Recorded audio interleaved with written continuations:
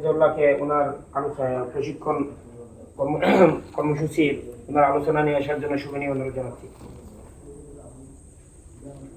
আসসালামু আলাইকুম ওয়া রাহমাতুল্লাহ।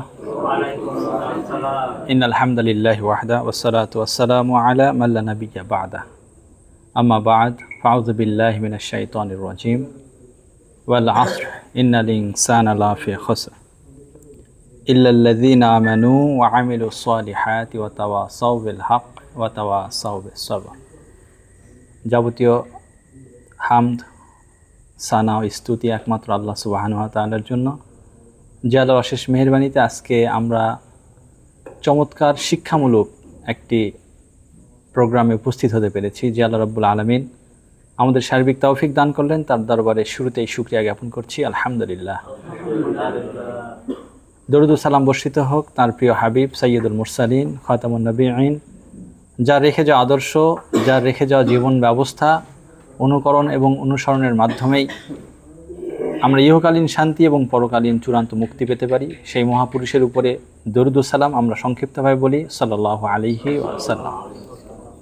সেই সাথে সালাম ও শান্তি বর্ষিত হোক, আল্লাহর করুণা ও দয়া বর্ষিত হোক তার সম্মানীয় পরিবারবর্গ, আহলে বাইত, সাহাবে আজমাইন, তাবেঈন ইজাম, তাবেঈন, সালাফে সালেহিন এবং আজকের দিন পর্যন্ত যারা এই দিনে হক এর উপরে অধিষ্ঠিত থেকে প্রতিষ্ঠিত থেকে দুনিয়ার সফর শেষ করে আলমে বারজাকের অধিবাসী হয়েছেন এবং যাদের ধারাবাহিকতায় আমরা এই দিনকে বুঝতে শিখেছি, দিনকে চিনতে পেরেছি এবং দিনের উপরে অটুট আছি, তাদের প্রতি আল্লাহ রাব্বুল আলামিন রহম করুন, আল্লাহুম্মা আমিন।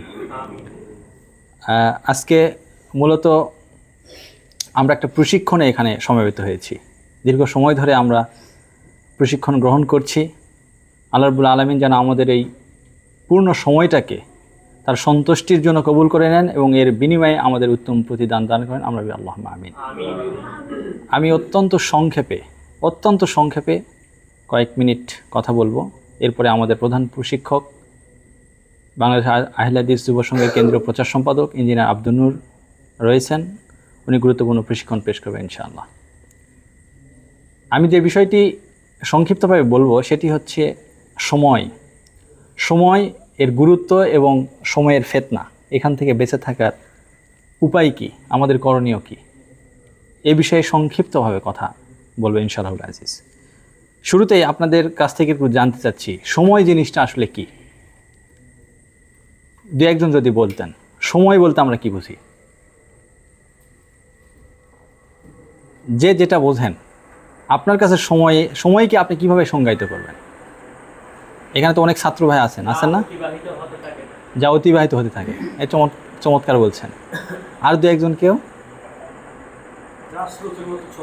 যা স্রোতের মতো চলতে থাকে। আসলে সময় কি?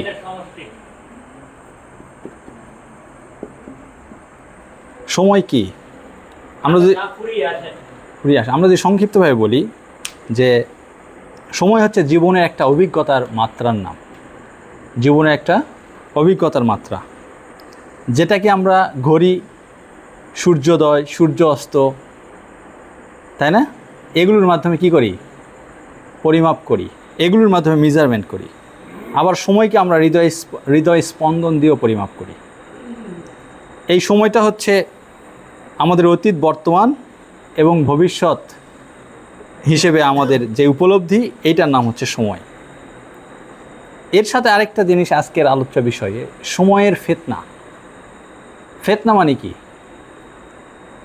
আমরা সবাই জানি। ফিতনা মানে পরীক্ষা, ফিতনা মানে বিপর্যয়, ফিতনা মানে প্রলোভন, ফিতনা মানে বিশৃঙ্খলা ইত্যাদি। তাহলে সময়ের ফিতনাটা এটা আসলে কি জিনিস? সময়ের ফিতনা এটা কি নতুন কোনো বিষয় না। আপনি সেই মানব ইতিহাসের সূচনাতে লক্ষ্য করেন, আদম আলাইহিস সালাতু ওয়াস সালাম এবং হাওয়া আলাইহিস সালাতু ওয়াস সালাম, তারা ফিতনায় পতিত হয়েছিল না? হয়েছিল কি না? এটা কি ইবলিস তথা শয়তান আজাজিল প্রথম ধাপেই কি তাদেরকে এই ফিতনায় ফেলাতে পেরেছিল? প্রথম চান্সে কি তাদের ফিতনায় ফেলাতে পেরেছিল? নাকি তার মেহনত ছিল? এখানে সে সময় ব্যয় করেছে। এখানে সে তার মেধাকে ব্যয় করেছে, ঠিক না? তাহলে আমরা কি বুঝতে পারছি? সময়ের ফিতনাতে মানুষ পড়তে গেলে, কাউকে ফেলাতে গেলে তার পিছনে অবশ্যই আমরা মানে রাগ ঢাক ছেড়ে যদি বলি, তাহলে শয়তান তার সর্বোচ্চ চেষ্টা চালিয়ে যায়, সর্বোচ্চ একটা সময় এবং শ্রম সে ব্যয় করে মানুষকে সময়ের ফিতনায় ফেলার জন্য। এখন যদি আমরা এটা বলি যে সময়ের ফিতনা হচ্ছে সেই বিপজ্জনক বা প্রলোভনময় পরিস্থিতি যা আমাদেরকে সময়ের সাথে এসে মানুষের বিবেক, ধৈর্য, বিশ্বাস বা জীবনকে কি করে দেয়? টালমাতাল করে দেয়। এটা হচ্ছে এমন একটা ফিতনা যেটা আমাদের কি করে দেয়? মানুষের বিবেককে, ধৈর্যকে, বিশ্বাসকে, জীবনের যেই চলার যে গতি, এটার সাথে মানুষের অবস্থাকে টালমাতাল করে দেয়। তার মানে একজন মানুষ যদি সময়ের ফিতনার মধ্যে পড়ে যায়, একজন মানুষ যদি তার জীবনের ফিতনার মধ্যে পড়ে যায়, তাহলে তার জীবনটা আর স্বাভাবিক থাকে না। আবার ধরে নেন একজন মানুষ জীবনের প্রথম পর্যায়ে সে ইলমির দিক থেকে, যোগ্যতার দিক থেকে সে যোগ্য, এর পিছনে শয়তান মেহনত করে, শয়তান তার পিছনে পরিশ্রম করে তাকে এমনভাবে ফিতনায় ফেলে, পরবর্তী জীবনে সে পথভ্রষ্ট হয়ে যায়। আমরা অনেক আলেম ওলামাকে দেখেছি, অনেক জ্ঞানীগুণী মানুষকে দেখেছি, তাদের জীবনী সম্পর্কে আমরা পড়েছি। প্রথম জীবনে তারা ইসলামের ব্যাপক খেদমত করেছিল, কিন্তু পরবর্তীতে আহলে কোরআন হয়ে গেছে, হয়ে যায়নি? হাদিস অস্বীকারী হয়ে গেছে, অথবা ইসলামের এমন এমন বিষয়গুলো, মৌলিক বিষয় নিয়ে প্রশ্ন উত্থাপন করেছে যেগুলো তাদের ইমানের সাথে সাংঘর্ষিক হয়ে গেছে, বেঈমান হয়ে গেছে।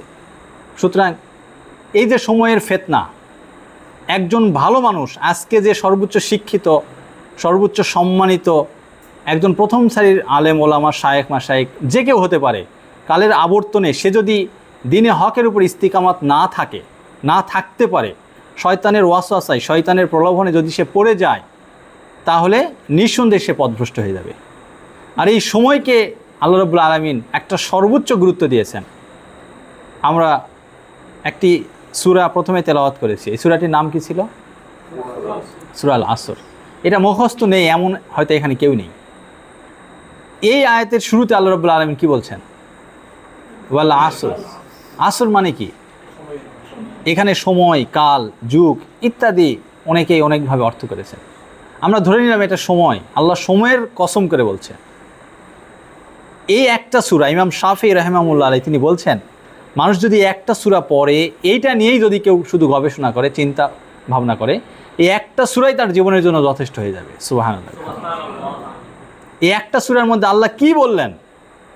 এই সময়ের গুরুত্ব দিয়ে, সময়ের কসম করে আল্লাহ বলছেন, নিশ্চয় মানুষ অবশ্যই কিসের মধ্যে আছে? ক্ষতির মধ্যে আছে। পৃথিবীর সমস্ত মানুষ অবশ্যই ক্ষতির মধ্যে আছে।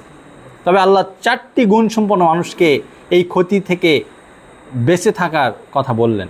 এই 4টি গুণ সম্পন্ন মানুষ এই ক্ষতি থেকে বেঁচে থাকবে। কারা? নিশ্চয় যারা ঈমান এনেছে এবং সৎ আমল করেছে, হকের উপদেশ দিয়েছে এবং পরস্পরকে ধৈর্যের নসিহত করেছে, ধৈর্যের উপদেশ দিয়েছে। এই 4 শ্রেণী ব্যতীত পৃথিবীর সমস্ত মানুষ কিসের মধ্যে আছে? ক্ষতির মধ্যে আছে।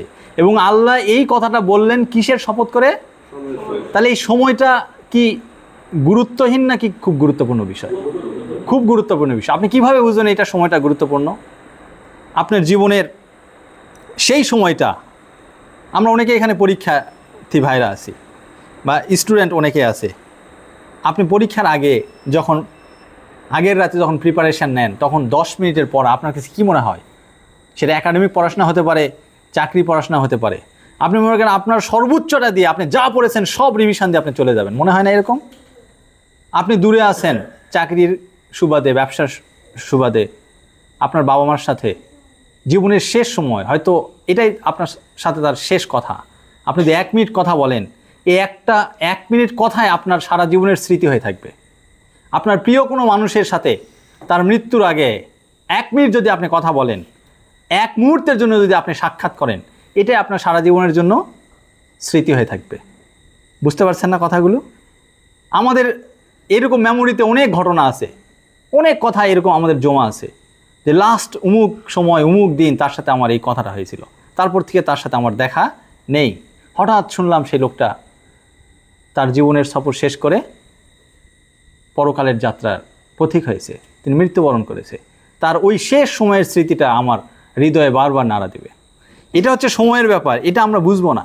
আপনি ব্যবসা করেন, আপনি দেখেন আমাদের পণ্য ক্রয় বিক্রয় যারা করি, ব্যবসা করি, আপনার এক মুহূর্তের ডিসিশনের জন্য হয়তো একটা পণ্যে আপনার লাভ হতো, সেটা কিছু সময় বিলম্বে ডেলিভারি দেওয়ার কারণে কিংবা কিছু সময় আপনার নষ্ট করার কারণে সেই মালটাতে আপনার লাভ তো দূরে থাক, পুরা পণ্যই আপনার নষ্ট হয়ে যাওয়ার সম্ভাবনা আছে কিংবা লস হওয়ার সম্ভাবনা আছে, হয় না এরকম ব্যবসায়ীদের ক্ষেত্রে?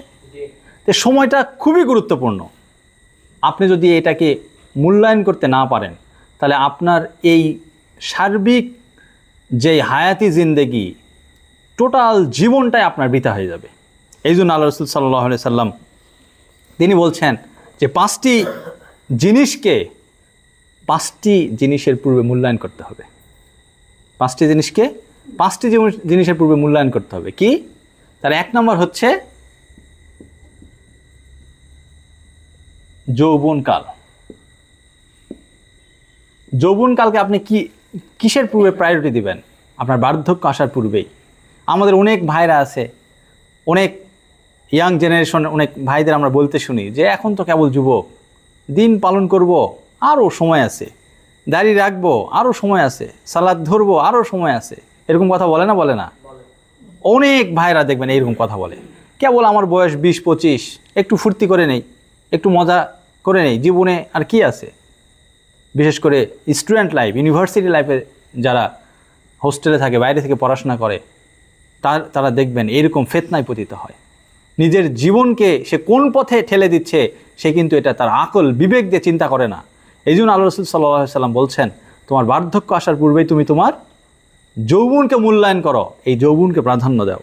2 নাম্বার, এখন আপনার স্বাস্থ্য ভালো আছে, আপনি সুস্বাস্থ্যের অধিকারী। দেখবেন অনেক মানুষের ডায়াবেটিস নেই, প্রেশার নেই, বিভিন্ন ধরনের রোগবালাই নেই, কত ভালো আছে। আপনি আপনার আরেক ভাইকে জিজ্ঞাসা করেন ডায়াবেটিস, এটা খাওয়া যাবে না, সেটা খাওয়া যাবে না, এটা করা যাবে না, আছে না এরকম? কত বাধা নিষেধ এই ছোট্ট জীবনে। টাকা পয়সা অনেক মানুষেরই আছে, একজন গরিব মানুষ দিন আনে দিন খায়, কিন্তু দেখবেন তার কোনো রোগবালাই নেই, যা পাচ্ছে আল্লাহর রহমতে বিসমিল্লাহ বলে আল্লাহ শুকরিয়া করে খেয়ে নিচ্ছে, তার কোনো বাধা নিষেধ নাই।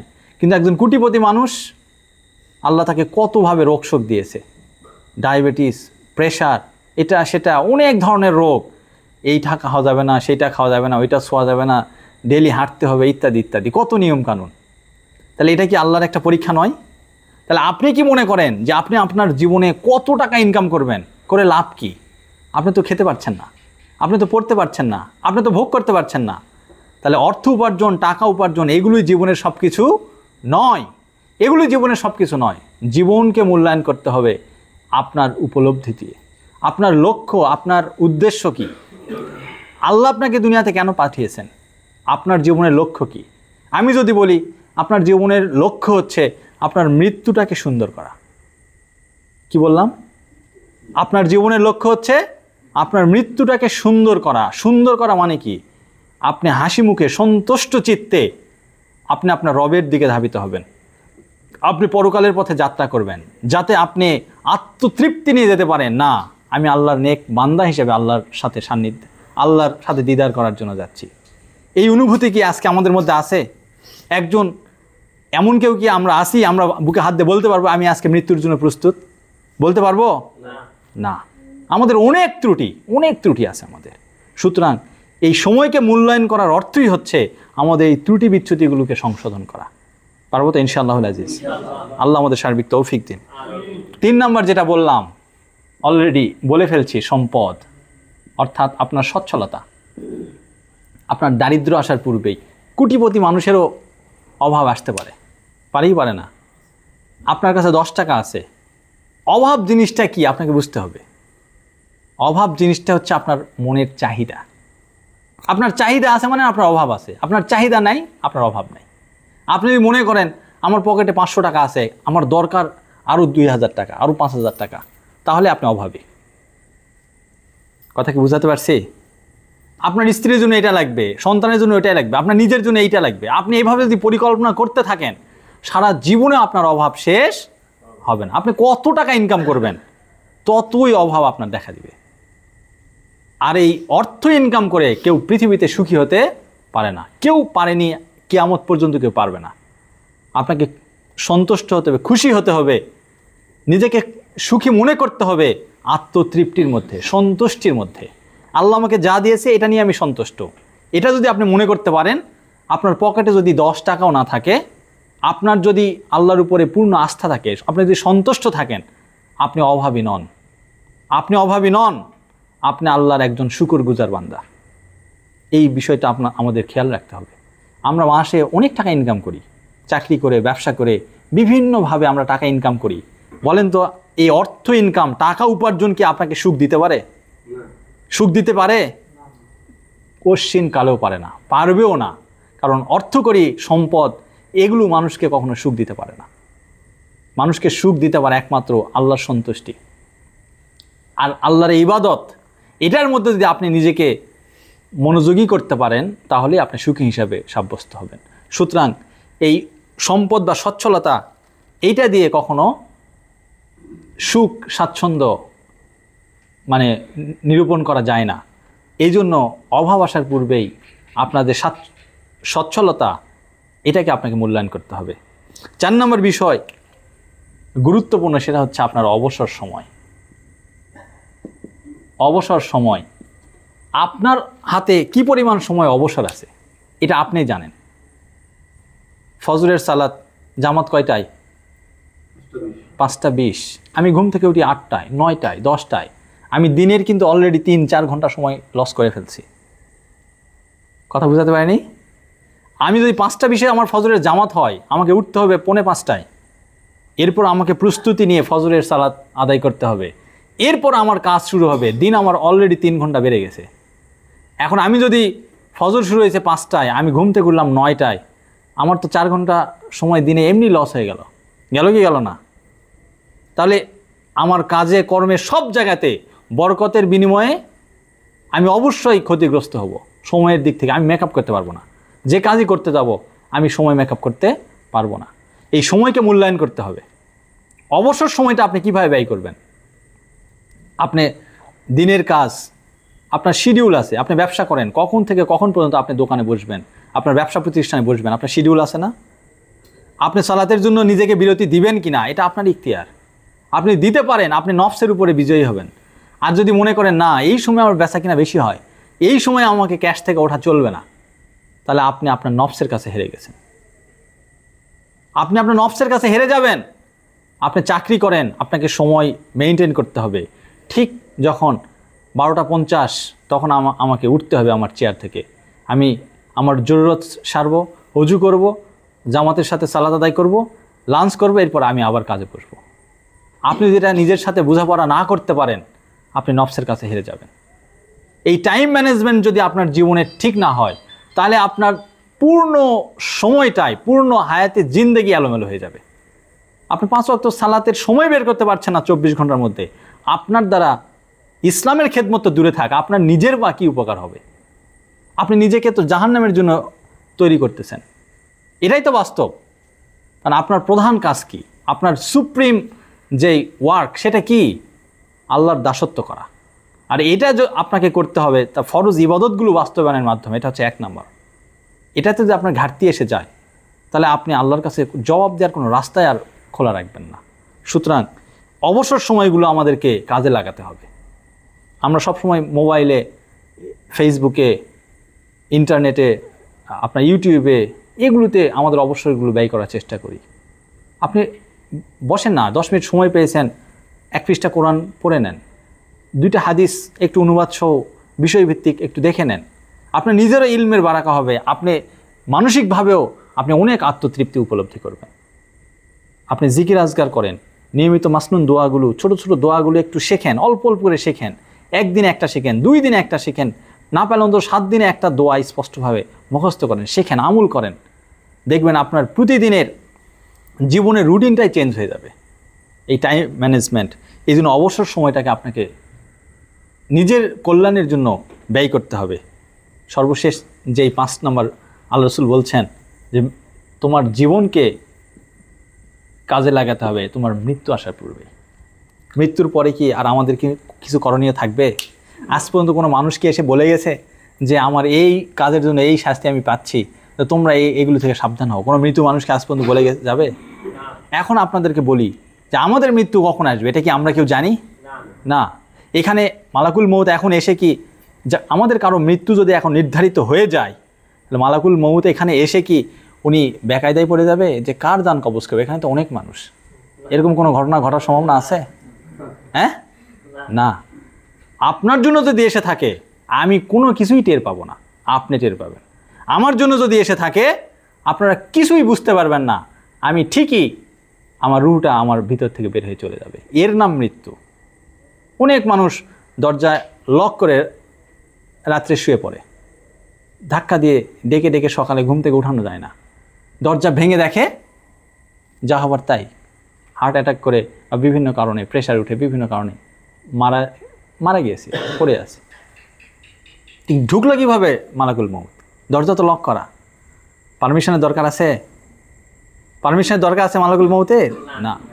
এই বিষয়টাকে উপলব্ধি করতে হবে। আমরা যদি এই মৃত্যুর বিষয়টাকে উপলব্ধি করি, আমাদের সার্বিক কাজগুলো আমাদের জন্য সহজ হবে, দিন পালন করা সহজ হবে, অন্যায় থেকে বিরত থাকা সহজ হবে, আল্লাহর হুকুম পালন করা আমাদের জন্য সহজ হবে, সার্বিক নেকির কাজগুলো আমাদের জন্য সহজ হবে এবং গুনার কাজগুলো থেকে বেঁচে থাকা আমাদের জন্য অত্যন্ত সহজ হবে। আল্লাহ রাব্বুল আলামিন আমাদের তৌফিক দান করুন, আল্লাহুম্মা আমিন। পরিশেষে একটি হাদিস, আনাস ইবনে মালিক রাদিয়াল্লাহু তাআলা আনহু, তিনি বলছেন, আল্লাহ রাসূল বলেছেন, লা তাকুমু সাআতু, ততক্ষণ পর্যন্ত কিয়ামত হবে না। কতক্ষণ পর্যন্ত? হাত্তা ইয়াতাকারাবা জামান, যতক্ষণ না সময়কে সংকুচিত করা হবে। সহিহ বুখারীর 1036 নম্বর হাদিস। সময়কে সংকুচিত করা হবে। আপনি দেখেন সময় কিন্তু বের করতে পারেন না। আমরা যে যে পেশায় আসি, আপনাকে যদি বলা হয় ভাই অমুক একটা প্রোগ্রাম আছে, অমুক একটা কাজ, এইরকম একটা কাজ আছে, ভাই সময় নাই, সময় বের করতে পারি না আমি, হয় না এরকম? সময়কে সংকুচিত করা হয়েছে।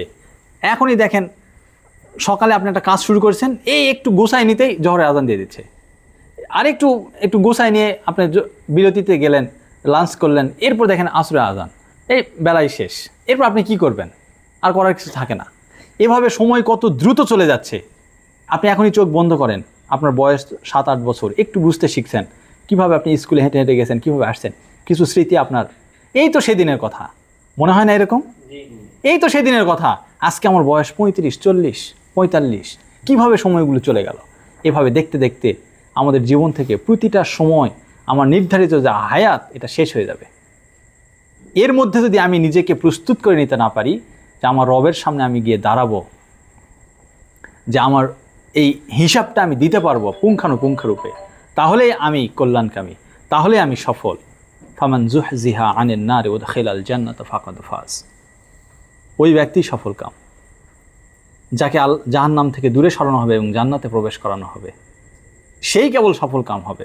সুতরাং আসুন আমরা দুনিয়ার এই সফলতা, দুনিয়ার নাম যশ খ্যাতি পদ পদবী মর্যাদা এগুলোকে উপেক্ষা করে আমরা আল্লাহর সন্তুষ্টির জন্য, তার দ্বীনের জন্য, নিজের পরকালীন মুক্তির জন্য এই প্রকৃত দ্বীনে ইসলামকে জেনে বুঝে পালন করার চেষ্টা করি। আল্লাহ রাব্বুল আলামিন আমাদের সেই তৌফিক দান করুন, আল্লাহুম্মা আমিন। আমরা যেন আমাদের ব্যক্তি, পারিবারিক এবং সামাজিক জীবন পবিত্র কোরআন এবং সহিহ হাদিসের আলোকে ঢেলে সাজাতে পারি এবং আমাদের যেই টাইম সেন্স, আমাদের যে সময় জ্ঞান, এটাকে যেন আমরা যথাযথভাবে কাজে লাগাতে পারি।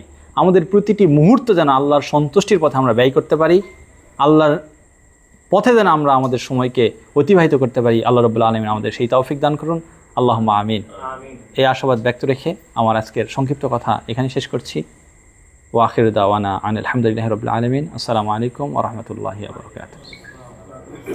জাযাকুমুল্লাহু খাইরান ওয়া আহসানুল জাযা। এতক্ষণ ধরে আমাদের সামনে গুরুত্বপূর্ণ বিষয়ে আলোচনা পেশ করেছেন জনাব নাজমুল হক হাফিজাহুল্লাহ। এই পর্যায়ে আমাদের আজ এই পর্যায়ে আলোচনা পেশ করার জন্য সবিনয় অনুরোধ জানাচ্ছি। আজকের